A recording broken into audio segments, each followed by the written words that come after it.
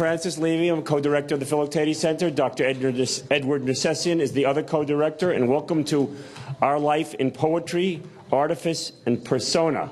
The art you see on the walls of the center and in the adjoining annex represents our latest exhibit, Photographic Visions, The Art of Seeing, which is an offshoot of our recent roundtable, The Psychoneurology of the Photographic Arts.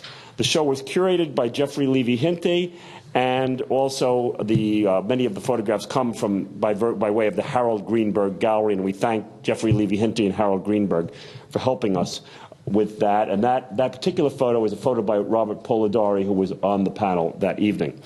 I am now pleased to present Michael Braziller. Now, before I say that, all of the panelists that are here tonight have books, and they are on sale, so please avail yourself of the table inside after the event is over. Michael Braziller is publisher of Persea Books, a literary press he co-founded in 1975.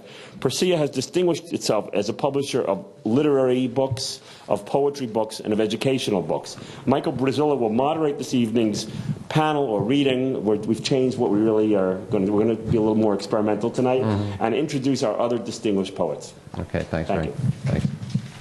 Thanks, Ellen Fertig, Polly Rosenweich, Adam Ludwig, Frank Levy, and Ed Necessian, and Patricia Brody, too, for helping, particularly with this panel, to research and organize this panel. This is a very, very exciting event. This is Cate Marvin, this is Brenda Shaughnessy, and Monica de la Torre, and it will be primarily an extremely good and interesting and timely reading, mostly a reading of their work. And what we will do afterwards, they're all going to read for about 15 minutes, and afterwards we'll just throw it open to just questions and answers. Before I introduce Monica, and I'll introduce them one at a time, I'm going to throw out just a few generalizations that came to me this afternoon, and if they help guide you or enter into these poems and appreciate these poems, good. I'm wary of, as you know, my approach has always been a close reading of individual poems, and I'm very wary of generalizations, but I'm going to try a few.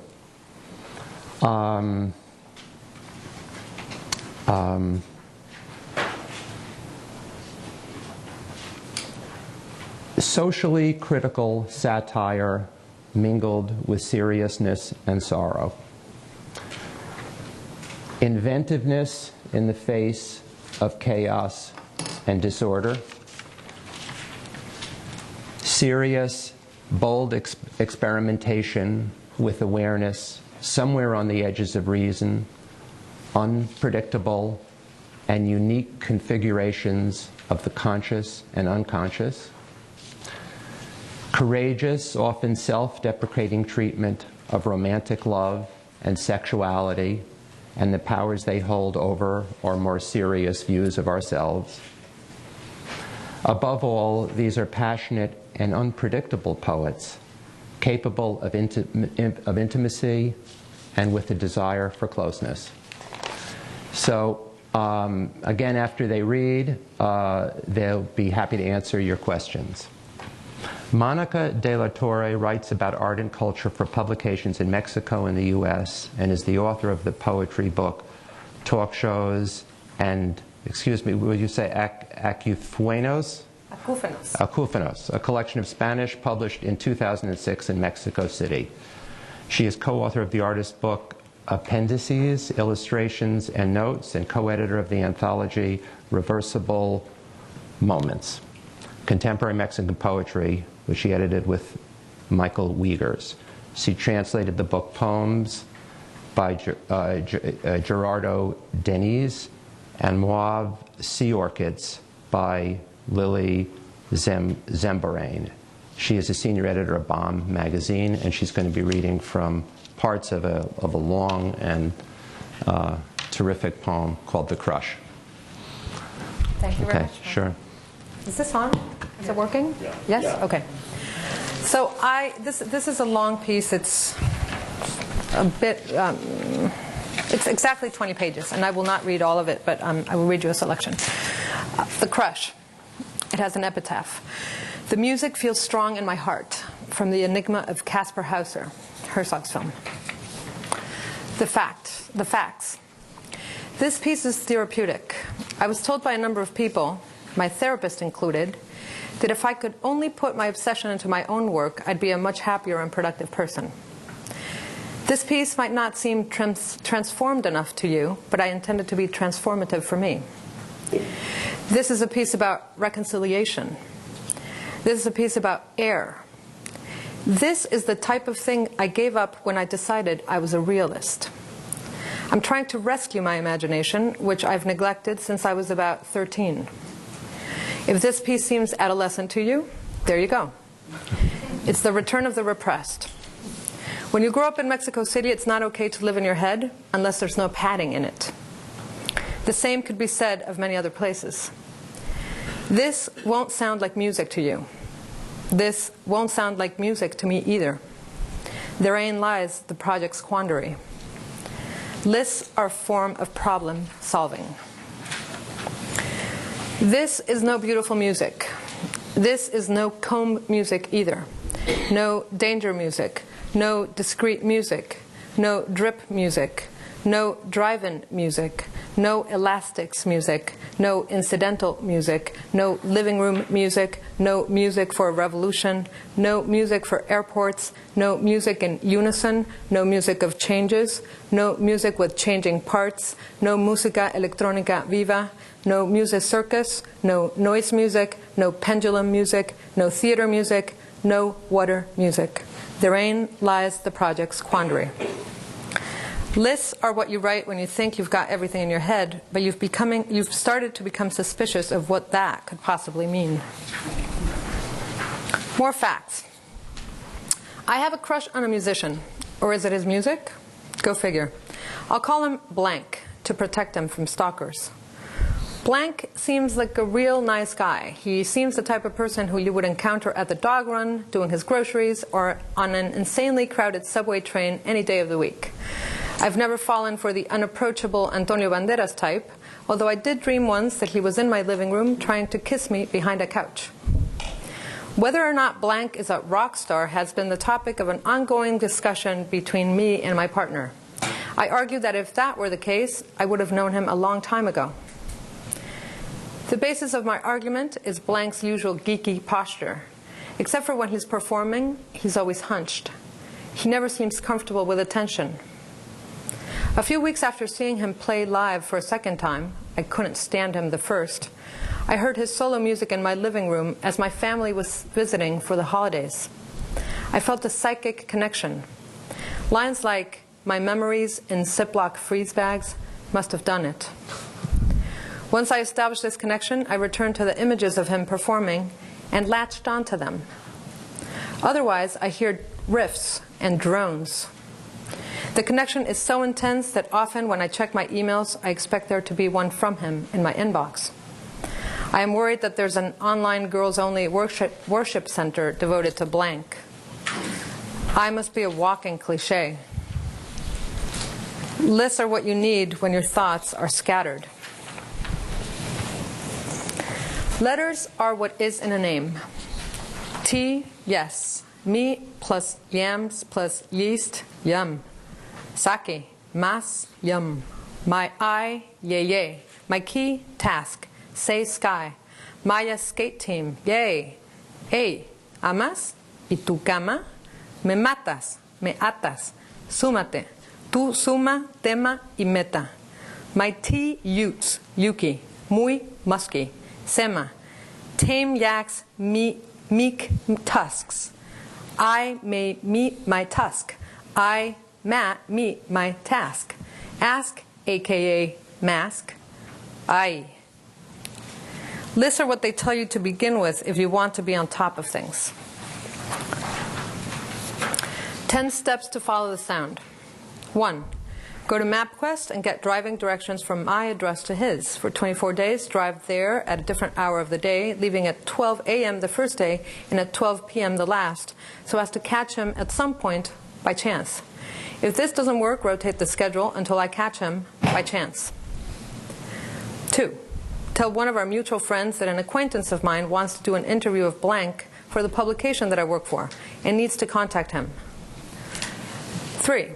Once I have his contact info, write him a letter for every piece of music that he's ever composed, performed, or produced, each one revolving around the idea of air. Write it on a surface on which it will disintegrate. A block of ice, sand, on a sidewalk with a watering can. Take a picture and fax it to him. 4. Write a mesostic combining Herzog's idea on ecstatic truth and the passage where the following quote by blank appears. To get somewhere, you have to take a car. But the journey isn't about the car, it's about the destination.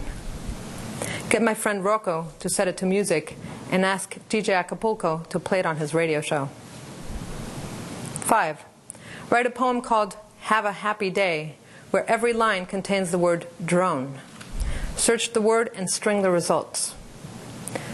Back in the Tulsa drone, there was a daily drone. Under the drone, one heard a Tokyo drone. Above it, a nebula drone, an artful drone generated by bagpipe drone reeds in the drone room. Take the photo drone, dismantle the fear drone project, flicker, rogue drone turns into X-drone, dragon drone. What if a drone virus? What if the drone armies are coming? What if drones start border duty? If Iraqi drones could have dropped chemicals, dismantle defense tech, toughest drone ever to enter the drone zone, generates a dull drone. Escape the dronescape. Go to the drone forest where drone raising and the association drone seem born to drone. Dismantle defense tech. Whirl a drone begins to spin. Call him and leave the poem on his answering machine. 6. Use Levi Leto's Google a Poem program to come up with a poem based on the words country ass, what blank's last name means according to who knows who, and email it to him. 7. Compose a fake interview of him lifting questions asked to John Cage in different interviews and answering the questions with quotes of John Fahey. Get it published and FedEx it to him. 8. Since meeting him at his own show seems almost impossible, go to others where he might be. Go see everyone who is from his hometown, anyone who has recorded with the same labels as he, anyone he has ever played with or produced. Text message him short comments on the performances. 9. Ask the audiences at shows if they've ever seen him around, what they know about him and what they think about him, etc. Make a chart with people's responses and use it as a roadmap to follow the sound. 10. When I'm around him, pretend I haven't recognized him and casually start singing one of his songs. Then he'll surely want to come my way out of outrage or camaraderie. Lists make you realize what you have and have not. Once amorphous, the desire has morphed. A blockage. Now this is what has to be perfect. Oh, displacement, I did not invoke you in vain. A few minutes later, I experienced an arresting turpitude, the Eisenhower syndrome. Nothing would keep my eyes from closing except for leaving the room. I am not leaving the room. A soft, ballooning shape threatens to crush my face. Anticipating its enveloping warmth, I fall into it. Nipple, what else is one to do but suck the milk, withdraw, doze off, tit for tat?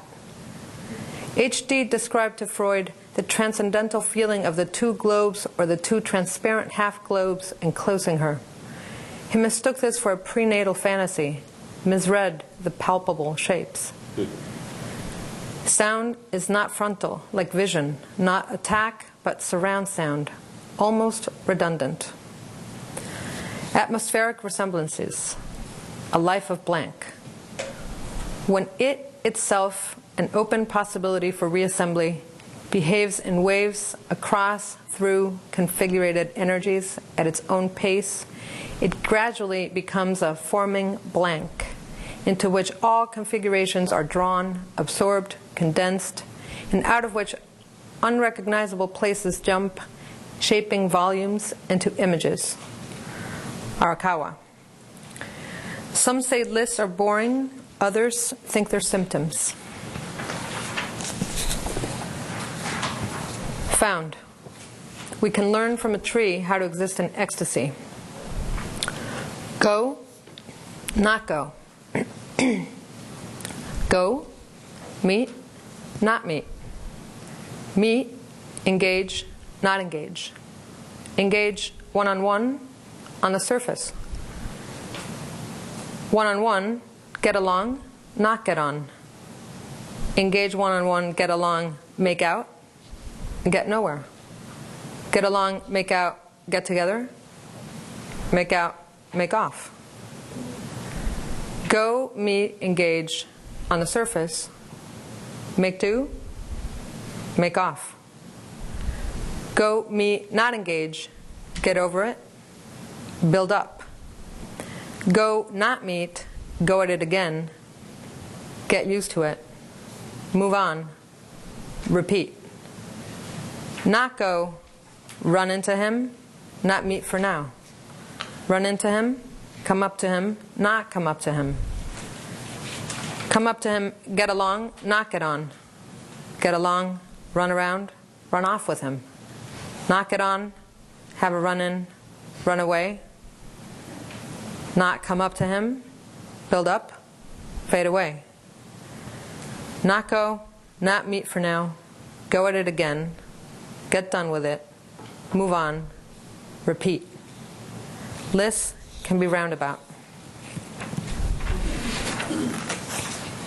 And the last poem in the series, not in the series, and what I'll read today is Hearsay. I can tell she's as smoke her. I hear she's been sin someone else. I hear she's been seen as someone else. She's been seen by someone else. I hear she's been seen as some elf. I hear she's no imp. She's no chimp. I hear she wants kids.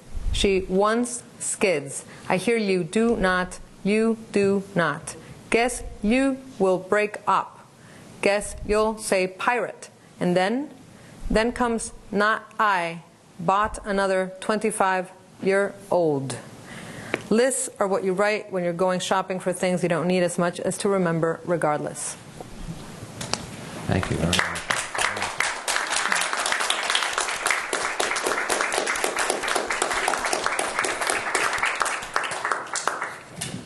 Well, when the reading is done, we'll talk about lists and information and problem solving and instant information and your response, your kind of comic or the way you've dealt with it. I'm very, very interested in that.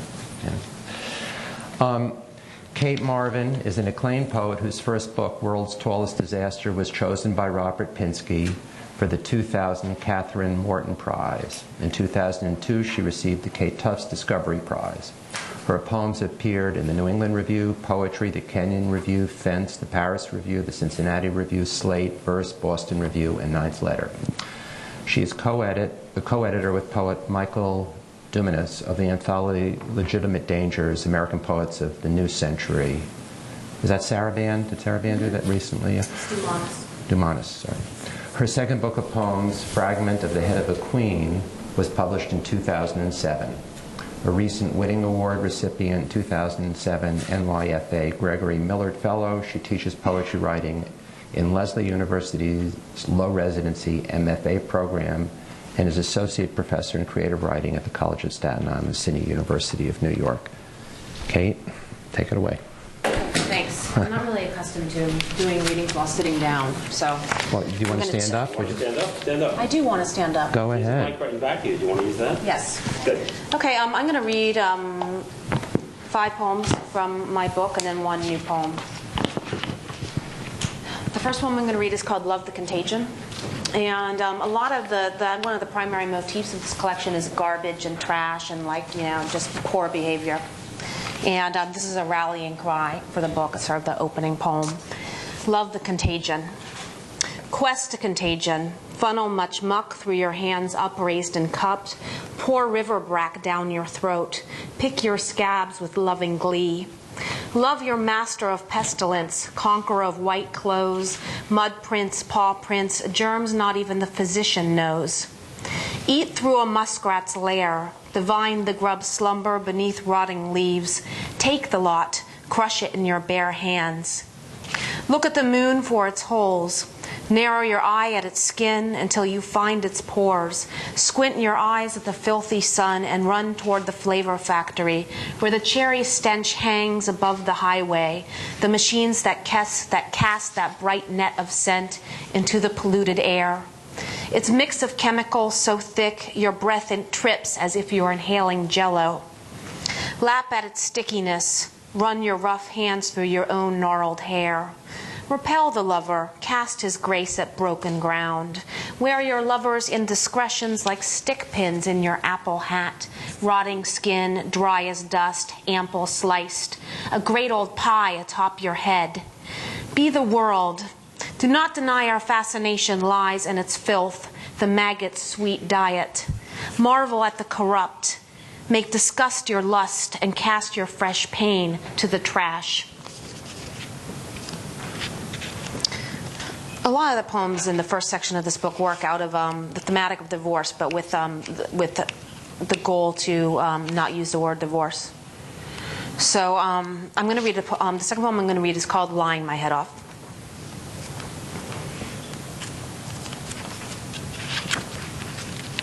I have this terrible situation where a friend of mine has heard me read this so many times that he always imitates me reading it. So I've really distanced myself from it because I always picture him imitating me. So, lying my head off. Here's my head in a dark. I'm going to start over. It's my friend. Lying my head off. Here's my head in a dank corner of the yard. I lied it off, and so off it rolled. It wasn't unbelieving that caused it to drop off my neck and loll down a slope. Perhaps it had a mind of its own, wanted to leave me for a little while. Or it was scared and detached itself from the stalk of my neck as a lizard's tail will desert its body in fright of being caught. The fact is, I never lied. The fact is, I always lied. Before us, we have two mirrors. At times, they say, one must lie in order to survive. I drove by the house, passed it several times, pretending it was not my own.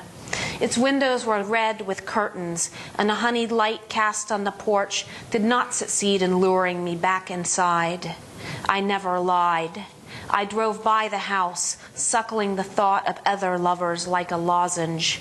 I was pale as a papery birch. I was pure as a brand new pair of underwear.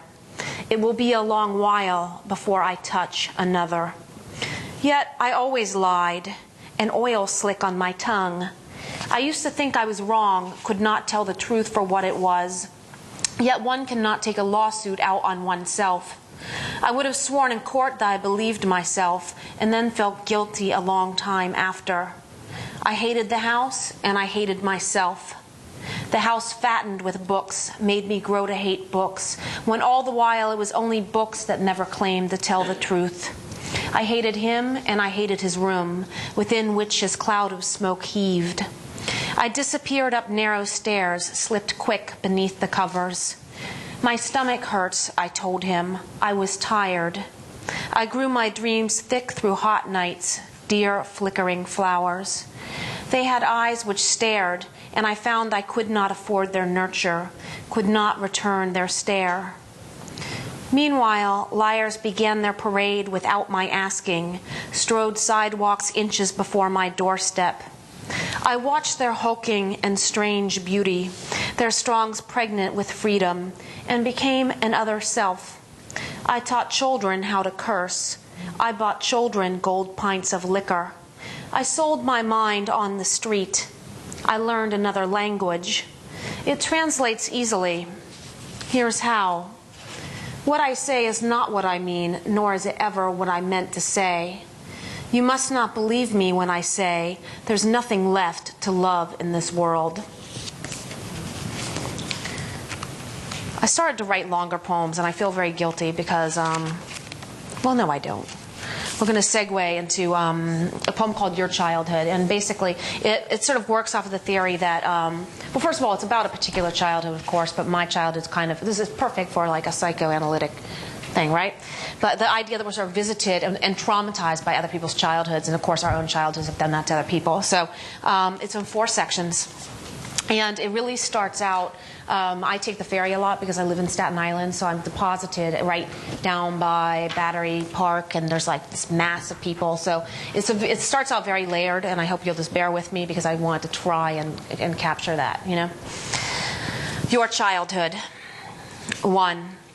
Years later, frozen at a curb, a tilt before the traffic's loud blur, preparing to launch into the street deep with technicolor chromes and lose myself to the legs tangling forth. Even now, I can spy it limping across the horizon's tired red that rests its lip just beyond the furthest line of my vision, can see it scuttle off into the safety of a softly shadowed mouth of an alleyway. What's next? Yesterday, the sign it lugged begged for bus fare. Today, it wears a cast fashioned from newspaper. Tomorrow, it'll ask if I have change for a nickel.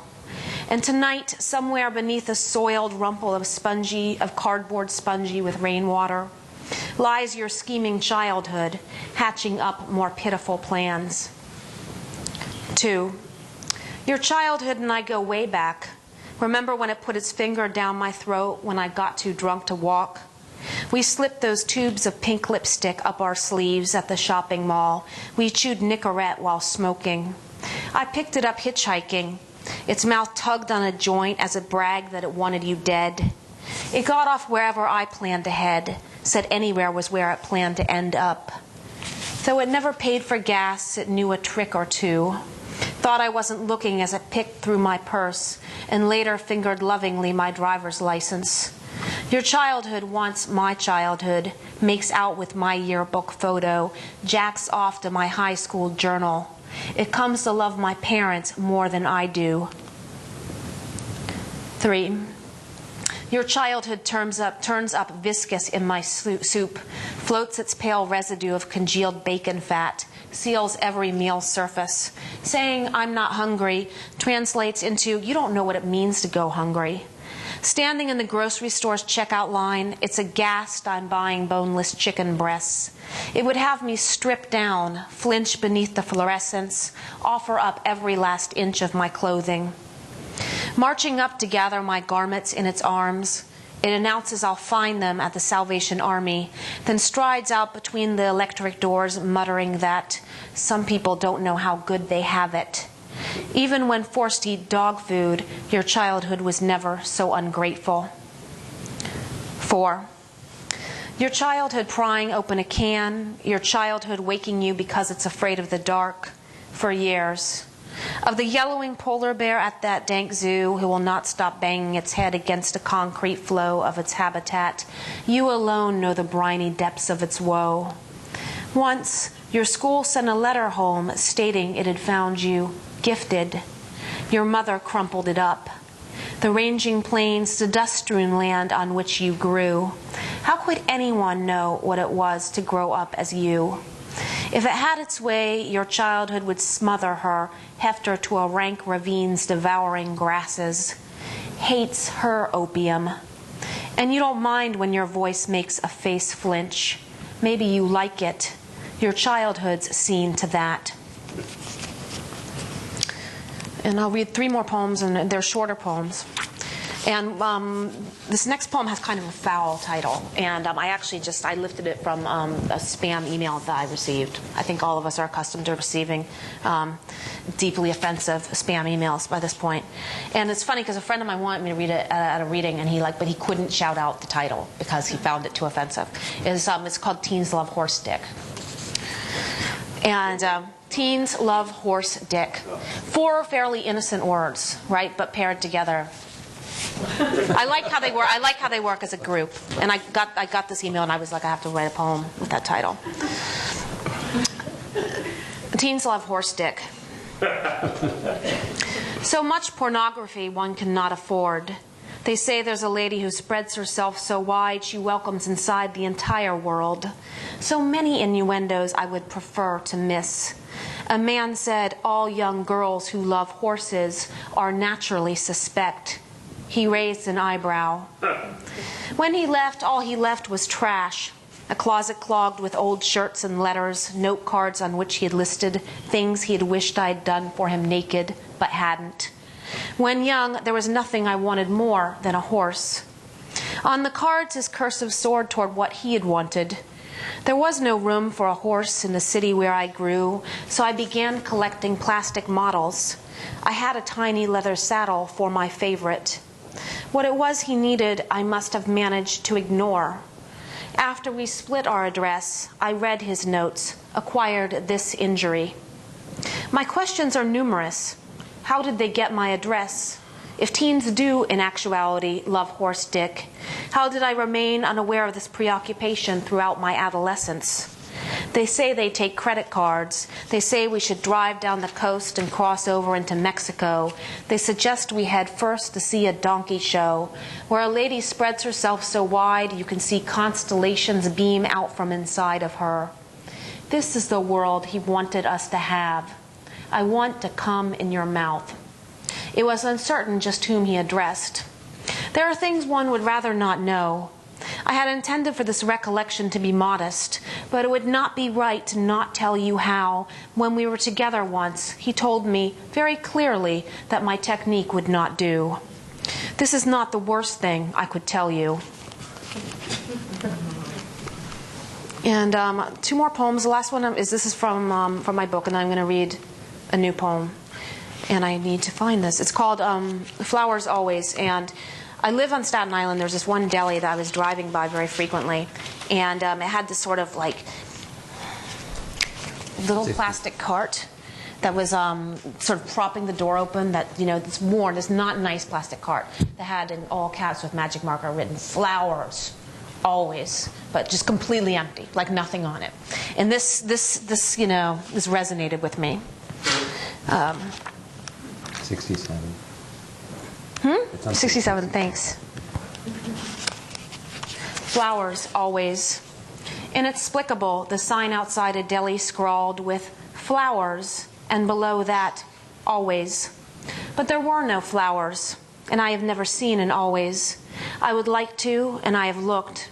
I have kept my eye keen for always, have liked its idea like an expensive purse, coveting it as it appears, riding the arms of rich ladies who are so very lady.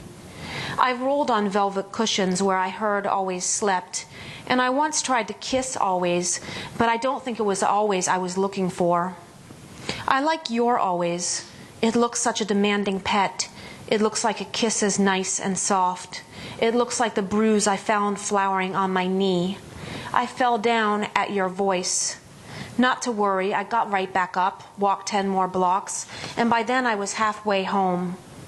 I knocked my knees blue and scabbed, crawling toward you, wanting flowers, and always, always, always the slide against the cold vinyl of a car seat, your pale hands on the bare backs of my legs. That's one always I want, and whoever knew there were so many species of always. Your bare hands on the pale backs of my thighs, printing bruise. And if you said flowers, said always, and we could erect a forever of something like sheets and breakfast and an ordinary day, my eyes would always slide across the table toward you to warm their twin marbles in your palm. My face would flower for you daily, so that when we die, roses might petal themselves out our throats. And this is new, and as with new things, right now it's presently called Two Missives. And so these are letter poems, and we'll see. 1. Angel, I'm drilling an edge of the island for oil, fed your smashed pinata Tylenol, left it buckled in the passenger seat. At the snap of my fingers, your eyes will open, but you will recall nothing. Angel, you turned your key, but your own lock no longer fit it. She ate the mouse and the cat, then ate the house. She is lowering your roof's-heated dome over her head, waiting for her curl to set in a salon she's fashioned from your hard-worked bones. You passed out from the fumes. Now I'm thigh-deep and slick, no sick in the pit of her religion. She's traded your eyes in for the last payday, stale, the vending machine had to offer. She thinks she's trading up prayers. She thinks them as changeable as wishes. She forgot deep slots are grave plots, angel, as are our kisses. 2. It seems we must. The ferry ruts the dock. Somewhere someone is changing the locks. I feel you piloting the veins of the island. I feel feral cats stir up a clutter of attics. If they refuse to look you in the eye, you know they are the kind of wild that wants nothing to do with wilderness. Snow angel, they appear only to snap their sooty backs beneath an engine's heat, greased assembly of pale flowers narrowing against a gauze of zeros. We too began kitten deep inside the pocket of a mother. Her electrifying fur still moves our herd toward the boat's prow. Because we are always wishing to land, greet. I am punching your molecular code into my forever panel. I speak the language of locks. Thanks. Thank you very much.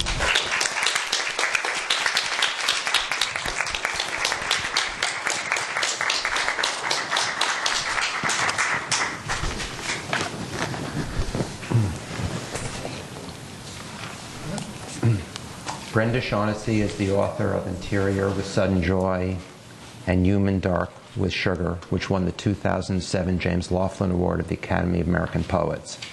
Her poems have been published in Bomb, Conjunctions, McSweeney's, The New Yorker, the Paris Review, the Yale Review, and elsewhere. She received fellowships from the Radcliffe Institute of Advanced Study at Harvard, the Japan-U.S. Friendship Commission, the Greenwell Foundation, the MacDowell Colony, and Yaddo. She is poetry editor of Tin House magazine. Oh, I'm sorry. It's repeated, and is currently teaching at Princeton and Eugene Lang College at the New School. Brenda, welcome. Thank you.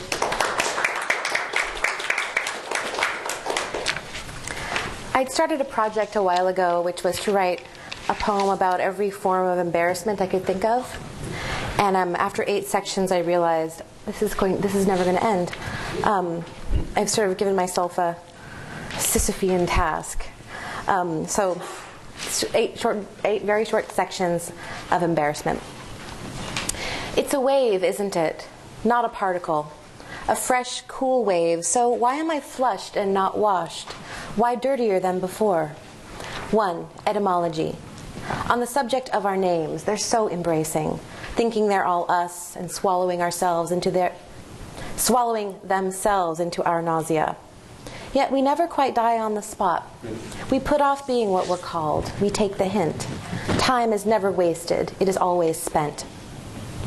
Teleology. Sheer fabric trailing through 4 a.m. I thought it was opaque and earlier. 3. Mathematics. I know, you know, I know. And the mirror multiplies inside. The world is no bigger, but next time do the math, because I wanted to know none of what I now know twice. 4. The principle of the Borg. Saying there's no one like me accomplishes the exact opposite of what you mean. It is true only insofar as it is true for everyone equally. So it means you are not special in any way, which should be enough for you. 5. Documentary. This clothing, a maladaptive wrapping, cuts me up. I am a vignette, floated knowingly, since I pulled myself through myself like a unitard. Too many eye holes have been cut and pieced together to make flesh less various with others. 6. Medicine. The cure for embarrassment is substitution. Strap, don't pluck. Baldness makes headlines. Use grass, use less. Shorts under your skirt for recess. Redo the surfaces of your wrong turns to make taking them smoother in the future. 7. Cosmology. Things are less embarrassing at the cellular level, remember?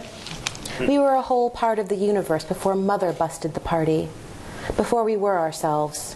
Now, like dirty soap, we attract what we repel. 8. Apology. Even the clumsiest fate is perfectly shaped. So the view took over looking, but the sweetest thing I've ever known is obscene with the beautiful sugar rotted down to its truth. Loving you a serious accidental shame, and day flatulates into night, trips and falls in front of millions into morning. Enthralled to this pocus, the end of fear starts with such an annihilating blush, with such a stutter. All right.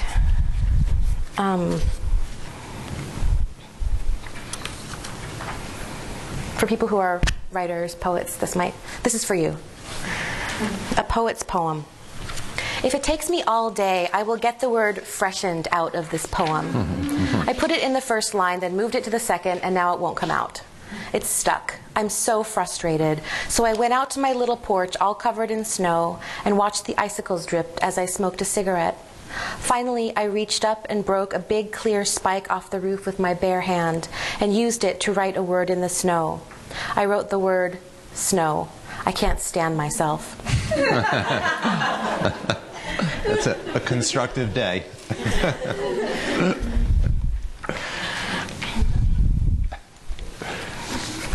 There.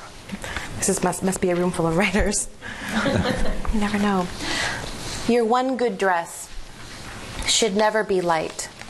That kind of thing feels like 100 shiny-headed waifs, backlit and skeletal, approaching, dripping and in unison murmuring, "We are you." No, the red dress, think about it, redress, is all neck-hole. The brown is a big wet beard with, of course, a backslit. You're only as sick as your secrets. There is an argument for the dull chic, the dirty olive and the Cinderella, but those who exhort it are only part of the conspiracy. Shimmer schmimmer, they'll say, lush schmush. Do not listen. It's a part of the anti-obvious movement, and it's sheer matricide. Ask your mum. It would kill her if you were UGLY. And is it a crime to wonder, am I? In the dark, a dare, am I now? You put on your Nina, your Pinta, your Santa Maria. Make it simple to last your whole life long. Make it black, glassy, or deep. Your body is opium, and you are its only true smoker. This black dress is your one good dress. Bury your children in it.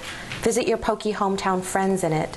Go missing for days. Taking it off never matters. That just wears you down. I never thanked you for helping me with that ending, by the way. I don't remember doing that. You helped me with that ending. Yep, years ago. You told me it was the first one. You told me the original ending was bad, and I changed it. Thank you. You're welcome. Poetry world is a very small world.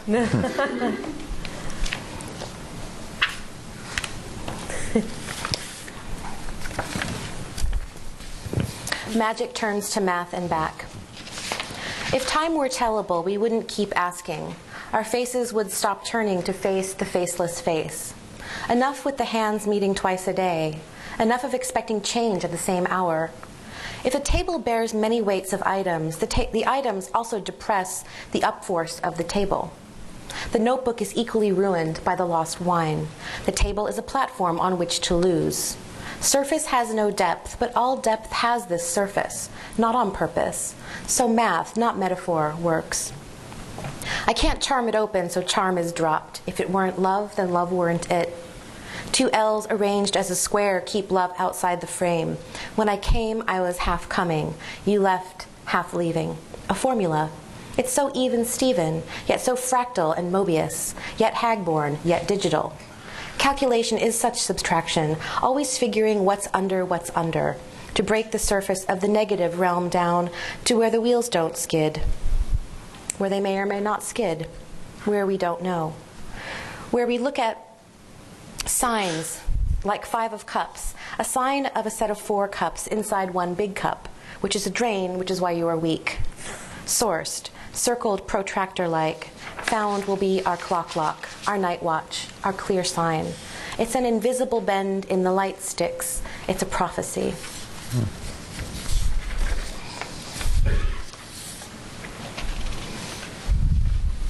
This poem is called First Date and Still Very, Very Lonely, and it features an invention that I hope someday will get made.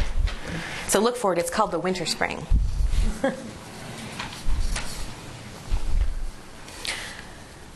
First date and still very, very lonely.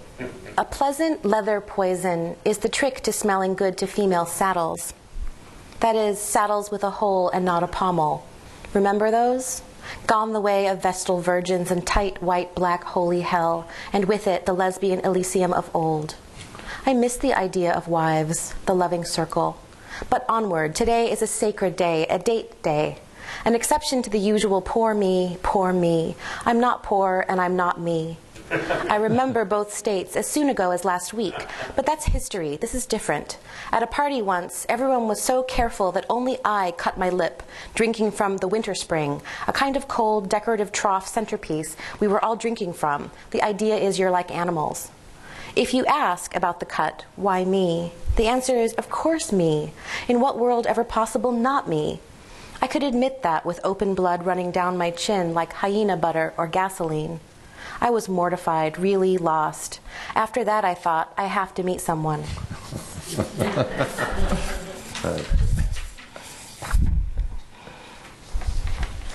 I'm going to stay on a kind of, I'm going to stay on the lesbian tip for another poem. Straight's the new gay. Because if you are a woman, you should fall for another at least once in your life. Unless you are in that deviant minority of women claiming to be 110% heterosexual. In that case, it is an imperative. Defy your nature. Get rid of that too protesty 10%.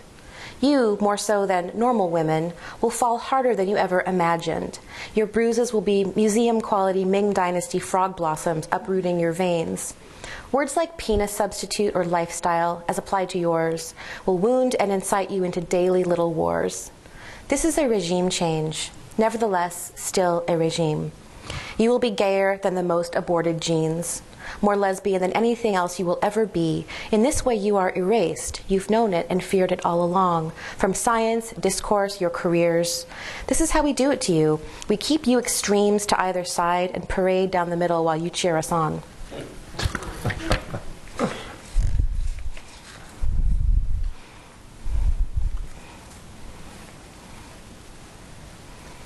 Dancing in my room alone.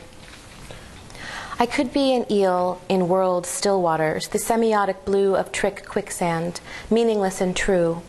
In my room, ordinary yellow objects like lapel labels and plates smile like similes, caressed like air in movies, the texture of froth. I need sugar, need it like a right, so sugar is given. A river of high minutes rising to a horizon, only ever seeing my double eyes. I'm so really truly enough that I should save myself for later. Later, don't come now. Don't turn me back into that 7th grader in a human ring around the gym, certain I'm not in the circle.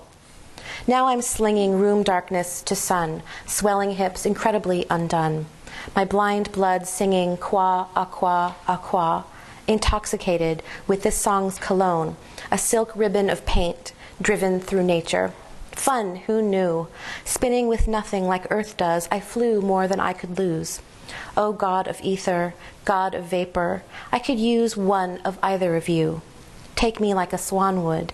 Take me, wing me up and make me dance, impaled on a hooked prick of cyclone, sightless. Wind my limbs, digits clutching feathers around you and disappear. I won't fall. I know how to do it now. I broke the window with God's ball. I am smoothly used and honeyed, self-twinned, fearless, a wineskin emptying into a singing stranger. And I'll finish with I'm Over the Moon, a poem that I wrote because I was doing a bunch of tarot cards, trying to get inspired, and I kept flipping the tarot cards, and it was justice and strength and generalities, vaguenesses. I couldn't figure out how to write anything on those topics. And then I got the moon, and I thought, my old friend the moon. Poets love the moon. And then I looked up what it meant in the tarot thing, and it's like duplicity, illusion. It actually means all these very negative things. It doesn't actually have any of those sort of romantic, dependable qualities of sort of, my old friend the moon, the romantic moon. So I got angry at the moon. I'm over the moon. I don't like what the moon is supposed to do. Confuse me, ovulate me, spoon feed me longing. a kind of ancient date rape drug. So I'll howl at you, moon, I'm angry, I'll take back the night, using me to swoon at your questionable light. You had me chasing you, the world's worst lover, over and over, hoping for a mirror, a whisper, insight. But you disappear for nights on end, with all my erotic mysteries and my entire unconscious mind. How long do I try to get water from a stone? It's like having a bad boyfriend in a good band. Better off alone. I'm going to write hard and fast into you, moon, face-fucking, something you wouldn't understand. You with no swampy sexual promise, but what we glue onto you. That's not real. You have no begging cunt, no panties ripped off and the crotch sucked, no lacerating spasms sending electrical sparks through the toes. Stars have those. What do you have? You're a tool, moon. Now, noon, there's a hero, the obvious sun, no bullshit, the enemy of poets and lovers, sleepers and creatures. But my lovers have never been able to read my mind. I've had to learn to be direct. It's hard to learn that, hard to do. The sun is worth 10 of you. You don't hold a candle to that complexity, that solid craze, like an animal carcass on the road at night, picked at by crows, haunting walkers and drivers, your face regularly sliced up by the moving frames of car windows. Your light is drawn, quartered. Your dreams are stolen. You change shape and turn away, letting night solve all night's problems alone. Thank you. That's great. Thank you.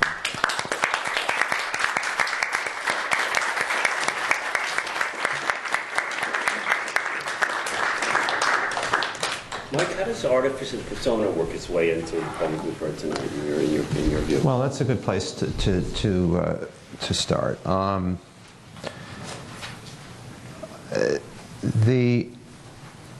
Again, wary of generalizations, but I would say that sort of the direct confessional expression of experience and of feeling, they've seemed to have sidestepped that. And they seem liberated. I mean, this is a generalization, okay, but in different ways they're coming to their passion or their feeling, and through the music of their poems,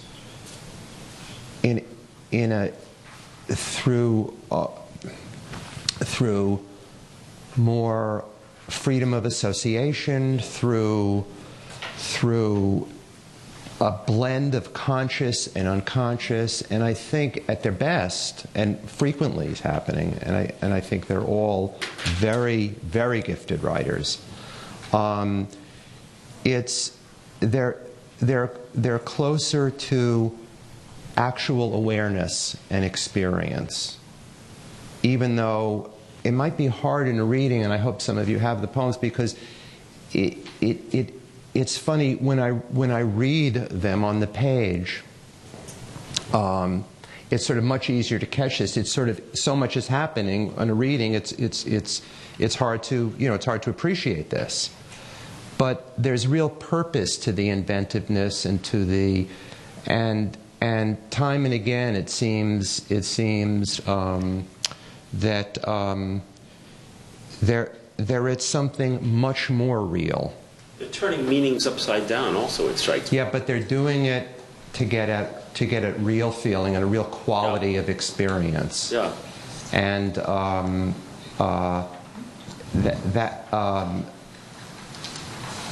and it's this blend of conscious, unconscious, and all the stuff at the edges, and that's what really happens. That's what really happens. Primary process thinking. It's this kind of unconscious association that's sort of like you do with the lists, and the way and actual. Even when you were using the Spanish words, I mean, they had connotations. I don't speak any Spanish, and yet they had tremendous connotations to me. I was able to somehow parse them out. It was amazing. And then lied her head off, literally. I mean, that was the, kind of. And there was some a freedom to say really what comes. There's a courage in doing that, and it's very, very difficult. New Straight, the title of the poem. Yeah. Gay is a New Straight. I hadn't read that one, but that is. It's fantastic. Yeah. It's fantastic. Straight is a New Straight. Straight is a Gay. Yeah. Sorry.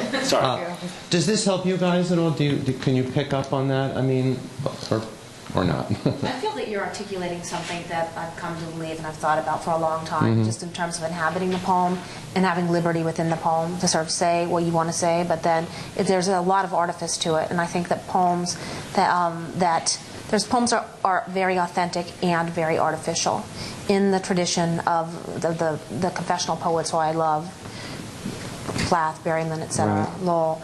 And then I think that you can tell when someone isn't doing the work of creating a poem and they're just simply relaying experience. Because for me, when I think about my poems, I see them as very separate from like me in my life. But at the same time, it's like they're exactly, as Wallace Stevens would say, though I didn't know what I wanted to make, they're exactly what I wanted to make.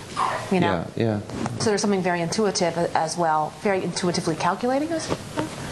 So that to me is the key to a poem that's alive in the moment of being written and the moment of reading. I like that, intuitively calculating. You just came up with that just now. Yeah, I did. I think that's good, because there is something about the idea of, for me, the idea of artifice that's very comforting. It gives me permission to say things, because if it's not me, I don't have to worry about how it sounds. What do I really think this? Is this who I really am? I get permission to say all kinds of wild things that, if it's just little old me, I'm going to be incredibly embarrassed. To speak of one's own embarrassment, for example, I mean, that's sort of like, that's just weird. One has to sort of think, well, what is this? Who's this thing I'm trying to figure out? Although it's a deeply lived experience. I mean, we've all experienced it. It's one of the things that make us who we are, really. But yeah, I like the idea of artifice because I can create a persona or make some other creature have everything happen to it, and then that becomes a mouthpiece, and then that creature gets to say what I really think. And I think that there's a wonderful thing about that this artifice is linked to audience for poetry, because it's very surprising to a poet when someone's actually reading your poems. Like, you kind of have this feeling of just like, oh, no one's going to read this anyway, you know. I mean, no, I can't think of anything more embarrassing than a poem, really. I mean, the one thing that would be more embarrassing would be to get up and sing a cappella when no one's expecting you to sing. I mean, a poem is a very embarrassing thing, I think. And I tend to be very aware of that embarrassment. I'm a very uncomfortable person normally, under any circumstance, not even if I'm not reading poems. And I tend to come up with devices to protect myself. So in a way, even though I like certain confessional poetry, I never allowed myself to even think that I could come close to being confessional. And so at some point, this feeling that I'm trying to get to or at in this long series of poems just became too prevalent. I could not dismiss it. It just got in the way. I couldn't be cold and calculating. I couldn't come up with an artifice. And so I just gave into it, and giving into it created its own mechanisms and its own persona, where it was just like liberating to go, oh, I could create this stalker, really, and it's using all the things that I'm feeling. Wow. And if I just don't resist them, then they will create this other thing that I would never have allowed myself to do. So in a way, I'm disclosing a lot, but at the same time, I mean, this is anecdotal. It maybe is not that relevant, but the person who this musician who I write about is really not a rock star that would be totally unapproachable. It's someone who sort of knows people I know. And so even though I could allow myself to express a lot of the feelings, I had to be very careful with the names and the references. So all of them, even though it appears confessional, it's all very coded. And if this person received this in the mail, he would not know that it's about him. But it seemed very vulnerable. I mean, I kept thinking, it wasn't defensive, you know, it wasn't hard. Right. No, I really wanted to grab. I really wanted to be in that zone of embarrassment and discomfort, because I associate that with being a teenager, and this feeling itself and the obsession is so teenage. I just wanted to be a teenager for a while. Wonderful. And it's so much healthier to act something like that out in a poem on a piece of paper. Right, exactly. Listen to this line. And again, in the reading, it's funny. Let's read it. Let me read it. She says of the rock star, "The connection is so intense that often when I check my emails, I expect there to be one from him in my inbox." Now, there's a level of, I think, great warmth and humor in that. Great. But there's a tremendous It's sarcastic, right? I mean, it's obviously, yeah. I didn't know if that, because I read that and I just thought it outrageously funny. It's an understatement. It's an understatement. Totally seriously. It's also very sexy because it's like Inbox. you know, In inbox. someone Yeah, give good yeah, email, yeah. and it's like it's going to be in my inbox. Right. Yeah. It's so intense that I expect an email from this. I mean, Right. you know, of course. I mean, But you know, I'm sure we've yeah. all felt that. Like, Of when course, you're of obsessed, course. you think everything connects. Right. Everything is about this guy, right? So But that's our contemporary definition of intensity, getting an email. Well, there's Like, the it's really- it's sarcasm. really- That is yeah, the I guess that's sarcasm. no, but you would Email's think, very oh, intense you're for thinking of someone, they call you, right? Right. Or whatever. If you think really intensely about something you really want, you will get it, just because, It goes out there. Yeah. right, you're sending cosmic signals or something. But also, email's like still an unmoderated forum, Right. and Right. you know, and it's so hard to read tone that really people can communicate, you know, very coded things via email. You know, I mean, I think it's very romantic. I think Email? that's a very good question, Brenda, if that's the current definition of intensity. I think, yeah, the phone has been de-eroticized with the arrival of email. Dorothy Parker wrote a short story about a woman waiting for a phone call. Little stories about waiting for that phone call. The old That's film a image. distressing story. The old film image of the phone ringing in an empty hallway. No one's home. No one's going to answer it. Right, Someone's right. trying. Right. No one's there. I mean, that doesn't make any sense really anymore. There's no phone ringing in a hallway. I'm still traumatized by the phone. Yeah, the Dolly lobster phone, like that's like that says it for me. It's so intimate. I mean, when you're talking to someone, you really have their voice in your head. But we've It's got closer than when you're talking physically with someone. It is, because it's like, I know, you're touching them almost. Yeah. And then also with email, it can be much more calculating and it can be much more artificial. Right. Because you literally, especially for writers, I personally get off, I used to write letters all the time. And then, so email's been a really great transition for me because I can craft this whole missive that will be compelling and seductive. Meanwhile, I'm sitting there in my flannel pajamas, chain smoking. You know? I'm struck in the poem about the way it's sort of this notion of lists. Lists is the way we keep saying. Lists is the way we remember to do things. And the poem is filled with all the modern text messaging and emails and Googling. And it's a very, I think, a moving and an honest kind of attempt to sort of fight back against that in some way.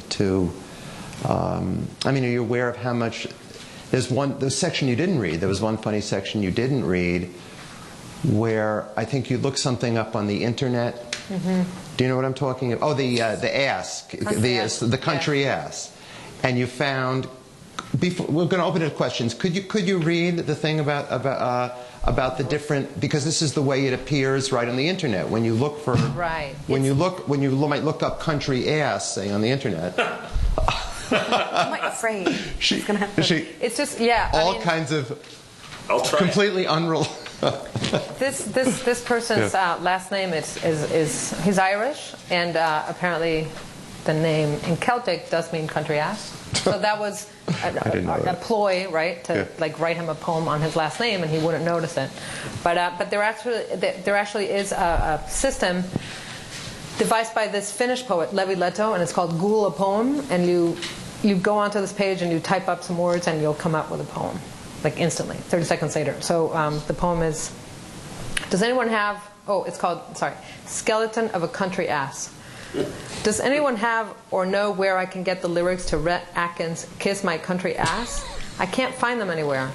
Friends of the West Country Ass versus Canada, Minister of Fisheries and Oceans. Wolf Country, Myth and Stories, The Ass and the Wolf. Irregular Goods for Progressive Resistance. Country Girl Democrat Bumper Sticker. Those of us who live out in the country know that Bush's so-called Irregular Goods for Progressive Resistance. Country Boy Democrat Bumper Sticker. For too long, the Republicans have taken rural America for granted. In the meantime, I'll have my trashy, simple-minded country ass at the country club. It was there. Yeah. I don't know how many people people here are actually therapists, but I'm very curious. The poetry seems so much to deal with things that used to be held in certain boundaries and are now being explored: embarrassment, disgust, overstimulation, in a world that is pervasively characterized by these qualities. Writing poems about this seems to afford the poet a great deal of therapy, self-knowledge, self-expression. How much does it afford the audience? And I would love to hear from some people who are not writers who are here, how they react to these poems and whether they feel that they are that they offer through imagination and through transformation some way of dealing with these. Well, why don't you start with yourself? Did they? Yeah. Well, I'm a writer, so. Oh, well, you're a reader too. So what would? Yeah. Honestly, they feel very much younger than I am, although I don't know how much older I am than them. I am so hungry for things that transform the chaos in which I live and the meaninglessness. And yeah, but before you can laugh at things that are disgusting that surround me, but I also want to insulate myself from them. So I seek out poetry that is more. What I thought you were going to say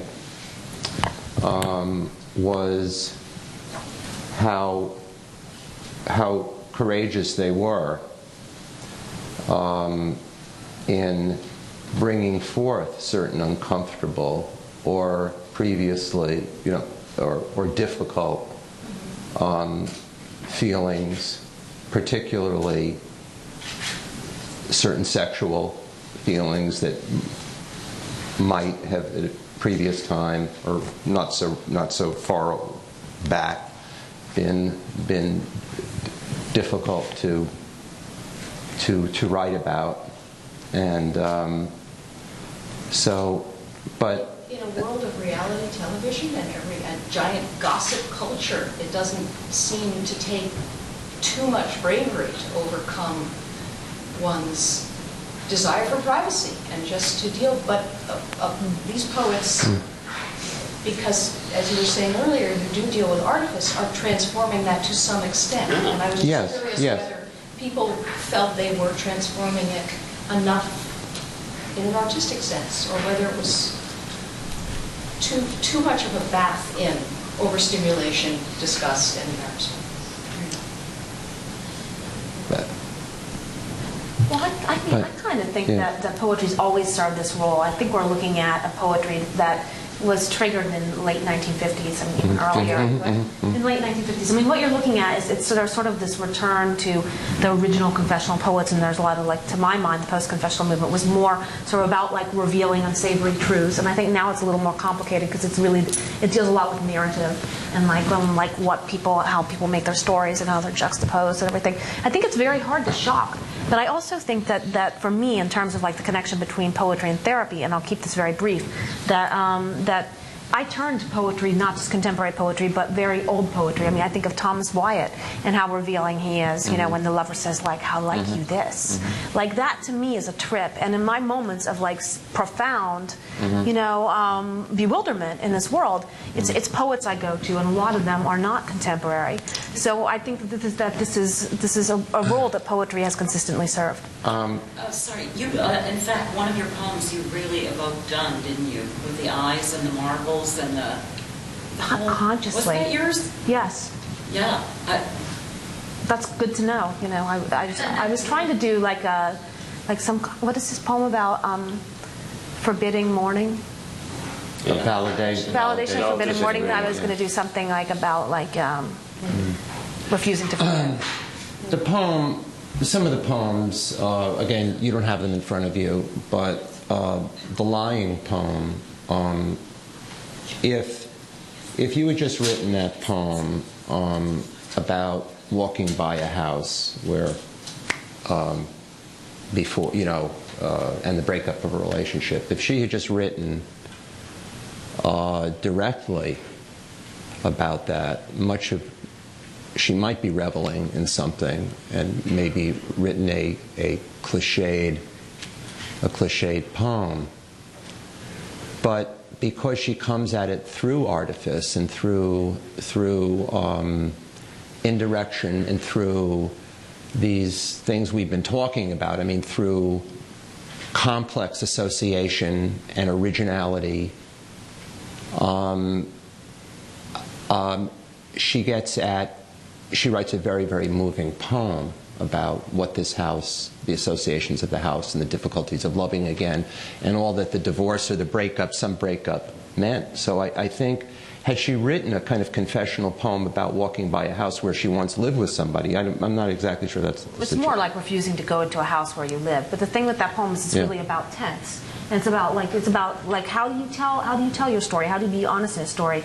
And how do you tell it in a linear way? So that poem looks toward the future, goes toward the past, is in the present tense, and that's its attempt to be faithful to it, or to attempt to be faithful to an experience.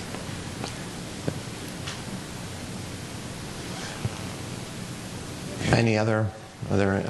Yeah, but there's just another area that I don't know if we, and I don't know if you'd be insulted by this, but absolutely, I'm a follower of philosophical novels, and you had a lot of, like, you were like a little Pascalian there. There was a little E.M. Ceran for me. There was conditions of being, and you play with it in ways that, I mean, I just was sitting there and I'm just I'm having to work. I'm getting into it, and they're sophisticated. They have the sound on the surface of play.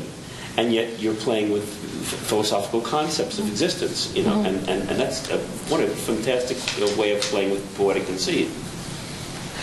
Right. Conceit's the wrong word. I mean, I like aphorisms. I like to try to make them. I don't think that's an attempt at reducing. It's more of an attempt to try to encapsulate something that can then bloom upon thinking. I mean, there's a way that's not.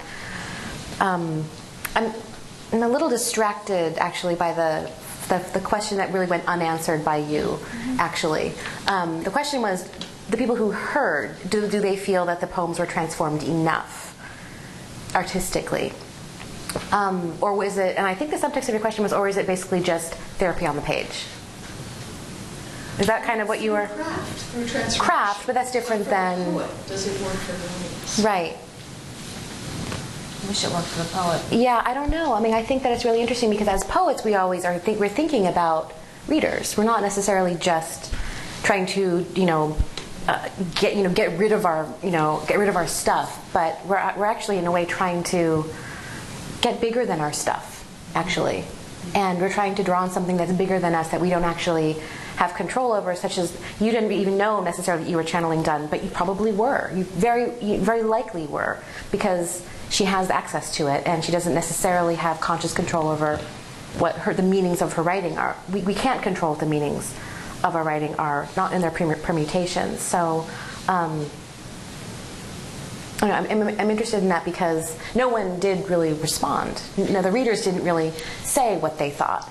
I think it's because it became sort of an evaluative position for the audience, which I think is just becomes uncomfortable. Right, it's uncomfortable. Yeah. Also, my dad's an artist, and I would always ask my dad, what is this painting about? And he would say, well, what do you think? And sometimes I think art is good when it makes you feel angry or irritated. There's a lot of different ways that art and poetry can affect the audience. And it also reminds me of, I went to a lecture on Rilke at a different psychoanalytic institute the other week, and people in the audience the lecturer was talking about how Rilke had all these psychological problems and must have, just had all these problems and not really related to people very well. And the audience was saying, some of the audience members became very angry because they felt really communicated to by Rilke all these many years later. I think art and poetry can communicate to audiences in different ways and at different times. And that's what your work is doing. And you can't expect Rilke in real life to be the same person he is in poems. He transforms himself, so it's not like he's going to be a nice guy. He's really understanding. I think, I'm glad Brenda picked up on that because we didn't answer the question. But I think we were entertained. Nobody fell asleep. I think Brenda's humor, and all of them, a tremendous sense of humor, which is entertaining. So we have been entertained. So in that sense, you know, there's a transformative element from personal experience or whatever. So We have a question back there. and we also experienced the unexpected. We didn't know what was coming next, and that's entertainment. And pleasure in that. A couple of gypsy rolls with these later. One of the challenging things about it is that all three of them, you know, poems challenge you to think about, you know, what's inside of you, how you feel about this thing. And, you know, being so close to the modern day, everything that's written, it's not classic. And from years ago, it makes you say, is this me? Am I part of this? Do I understand this? Can I relate to it? And all the characters are so different. We'll remember how people relate to Mozart in this time. One of the things that I thought about is she angry? Is she happy? Is she sad? You know, all those emotions. Because maybe in all of them there was a little bit of everything, and it changes as it goes along. Well, yes, in truthfulness to experience and capturing true awareness, many things are flickering and coming in and out, and the satire in many of these poems is very close to, you know, to sorrow, and yeah, that's a very good point. I'd like to pick up on the other part of the question, which was not a question but an assumption that we approach our practice as therapy, or read the first sentence of your poem. Well, that's a joke. I know it's a joke. Exactly. No, I know. No. Right. I know you don't. Yeah. But in a way, I mean, we all nowadays balk when we hear that, right? Like, oh, you know, or poetry workshops become group therapy. Oh, that's awful, right? But that's always just a stereotype and the cliche of what therapy is, because actually, in a way, writing poetry and reading poetry is not that different from analysis, if you really think about it. But I would just like to ask you what it is that you meant, or I'd like to ask you what you feel about that claim, because I really don't think there is a connection between a desire to cure ourselves, or some therapeutic belief in some therapeutic aspect of our practice that would somehow draw us to it. Well, I mean, to me, writing has very little to do with.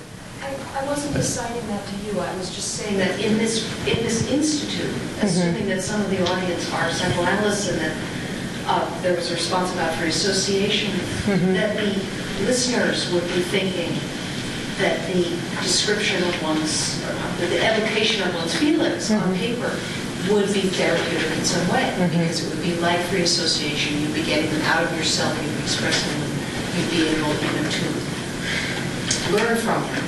I don't know, I didn't say you were writing poetry in order to do self-analysis. Do you, yeah, the question was answered kind of backwards, because I think, Michael, you started to talk about true confessional poetry. I don't know, a la Plath or Walt Whitman, or I don't know who, but I'm curious to know, not just from you, but from anybody, what do you find transformative? Anybody can answer that. What kind of poems are, to you as readers, transformative? That's going to be subjective. I mean, everybody's going to have a different thing. But, you know, as far as the topic of poetry as therapy, or some related topic, I actually think that there's no, as you said, there's no, you know, the act of reading, the act of writing is not going to be so different. But for me, I actually really believe that that the act of writing alone in your room in the dark is definitely calling out for someone to listen, whether that is to the absent beloved, whether that is to a lost parent, whether that is to a kind of therapist, the kind of therapist in the universe. My thing is that really, I mean, I firmly believe that as writers, we're actually lovers trying to find the beloved out there who will hear us, who will really understand us. We are trying to make ourselves so. We're trying to make ourselves understood to somebody who's basically another species from another planet, from another galaxy. Because there's no way that we can actually understand each other, even from this distance. I mean, she's got a whole different universe going on in there. She's not necessarily going to understand me, even though we're speaking the exact same language. So for me, it's really like trying to woo woo the beloved, and it's or it's trying to make your shrink understand you, or trying to make your parents understand you, trying to make your child understand you. I mean, there's a transference that's always going on, whether it's transference or countertransference. It actually changes with every voice, with every new poem. But it's always that same kind of reenactment. It's a reenactment because we have not been heard, we want to be heard, we want to make up someone who could possibly hear us, we want to say something in a different voice so that maybe this time you'll hear me. You know, there's all kinds of ways that we inhabit the persona. It's not just, this is really me, Brenda Shaughnessy, or this is the character that Brenda Shaughnessy, made up. It's actually a kind of, it's not even ventriloquism, it's actually in trying to create that connection over various possible really made up persona on both sides. I mean, I made up the persona that's going to hear this as well. But can I talk? I just wanted to say that in terms of like that seduction act, I totally agree with you about that. But also, one takes on like a means of persuasion, rhetoric, and one is going to use all these things that are available to us, such as the prevalence of therapy and knowing that there are certain diagnoses or that we can reveal certain things. It's just like it's the lingo for these poems. I was thinking more in terms of like poems are time bombs in the sense that in the therapeutic process or an analysis, invisibilities about the way in which you're articulating your narratives will be revealed to you, with luck, pretty soon. That's why you go. It's because it's to find out what you're not seeing about yourself. And a poem doesn't really tell you that, because a poem is not equipped. I mean, you are making it, and at the time that you write it, a poem is not equipped to tell you what your flaws were, or where you were standing, or who you thought you were when you were writing this. Only through time, and it's, to me, it's a marvelous experience to a degree, because when I look back to something I wrote 5 years ago, and I thought it was about, I thought it was a beloved, but hey, it actually is all about my mother or something, and I had no idea when I was writing it, and I couldn't see it, but somehow I evolved as a person, and now I can see the undertone. And I think in that sense, poems could potentially be similar, but it's only through time, and you don't actively seek that in a poem. I kind of worry about the word purge and the idea that poems are going to purge someone. I would hope that like my poems can be companions for some people. Like that's really important to me, that they communicate and that they're real. Right. But ultimately, once you pursue, I a lot of times will write poems when I'm feeling crappy, and no one ever sees them, because it's just what I like to do. But when you're really pursuing a poem that's going to become a finished product, it's very maddening, and it's like it becomes obsessive, it becomes a battle, and so I sort of laughed like, oh, if only these poems were therapeutic for me, I'd be the most calmest person on earth. But really struggling with them, and then moving on from one poem to the next poem. Okay, that's done now. It's not all that therapeutic in some ways. Right. It's maybe a little more therapeutic for the reader who feels that someone else has gone through.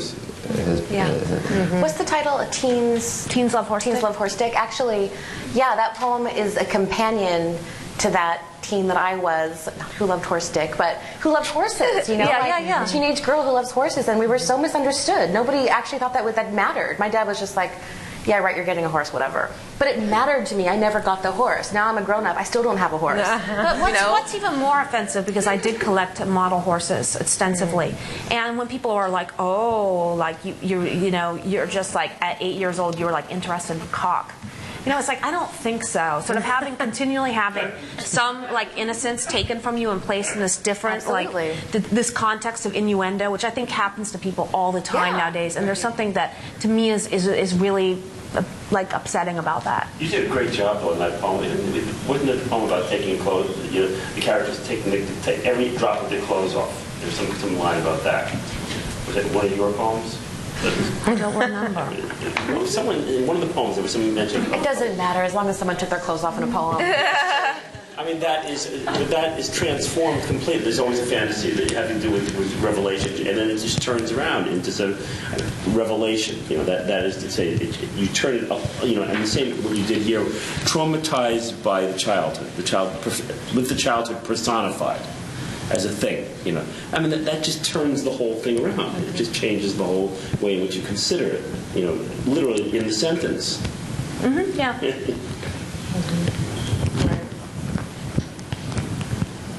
Well, I hope that poems are fantasies, like when one's writing them, when one is reading them, that we can really live in. Or day flatulates into night was a good. That's one of my, that's an amazing line. I'm very jealous. That's a great line, Brenda. It really is. Yeah, it's embarrassing.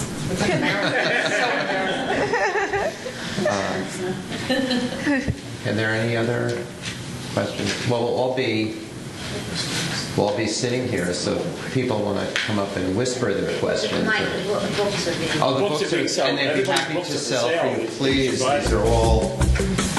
Get them on the hot.